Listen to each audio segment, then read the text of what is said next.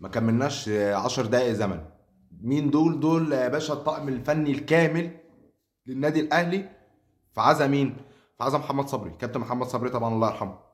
في الاخر يطلع لك بني ادم براس مربع، او يطلع لك اعلامي براس مربع للاسف في الزمالك للاسف يعني. يطلع يجي يقول لي ان احنا نادي ما بيفهمش في الاصول، ونادي فساد، ونادي ونادي ونادي ونادي، ويطلع يقطع في فروتنا وفروه اللي جابنا كمان. اللي انا ما شفتش واحد منه في الاداره عندك في صلاه الجنازه. انا ما شفتش بني ادم في الاداره، بني ادم يوحد ربنا عز وجل في اداره نادي الزمالك موجود في صلاه جنازه الكابتن محمد صبري. وفي الاخر تطلعوا تتكلموا علينا احنا. انا بس ما بيضايقني غير في الاخر ان انتوا بتطلعوا تتكلموا علينا احنا.